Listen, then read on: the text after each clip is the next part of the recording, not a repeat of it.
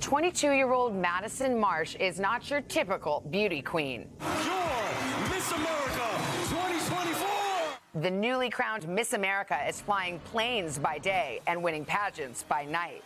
On Sunday, Second Lieutenant Marsh soared into the history books, becoming the first ever active duty service member to win the coveted title. Failure is not an option. Her military experience front and center on stage. It's been more than 6 years since that first solo flight, and I'm now an active duty officer for the United States Air Force. Just last year, Madison graduated from the U.S. Air Force Academy in Colorado with a degree in physics.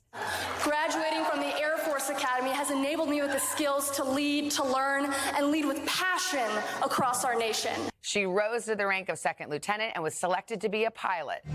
And that's not all. She's currently a graduate student at Harvard, pursuing a master's in public policy.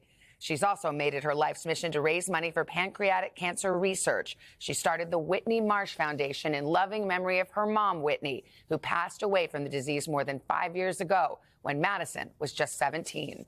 Pancreatic cancer is one of the most underfunded cancers in the country, yet it remains the #3 cancer killer. Madison, now a voice for her mom and a role model for young women everywhere. From the flight line to the pageant spotlight, Miss America 2024 is proving that the sky's the limit.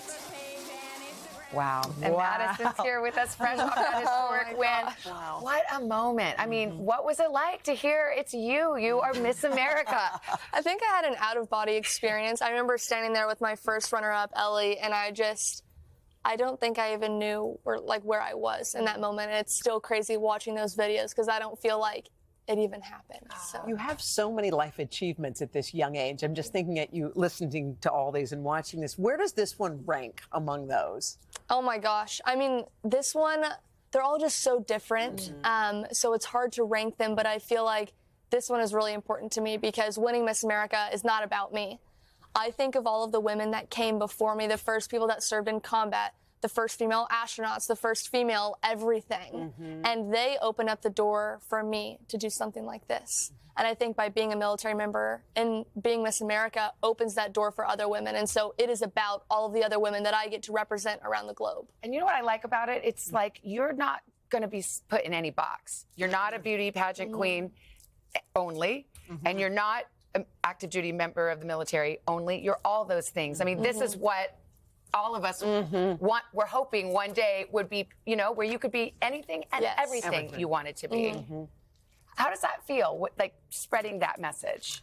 It reminds me, so my mom obviously was a very integral part of my life, and it always taught me, you know, sticking to myself. And I think I always kind of went to the own bit of my own drum growing up, and that's what she would always tell me. And I think I really try to push myself at the Air Force Academy because there's always going to be people that might doubt you or try to push you to just do one thing. And I had always said to myself, like, I'm not going to do that because that wasn't what I wanted. It didn't feel like me. And so I needed to do everything at once. And that's what I knew going into Miss America, that if I was going to win or walk away with my friends and memories and not winning, then I needed to do it on my terms as Madison Marsh with all of the different hats that I get to wear. So.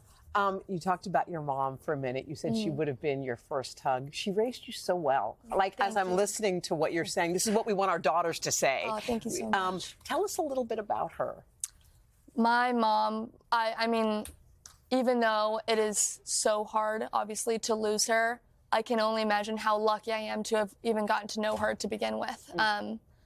She was someone that had always taught service as being the forefront. She was a CASA worker and volunteer, so working with children in foster homes. And it always showed me from a young age that I've gotten to live a good life because of the home that her and my father gave me.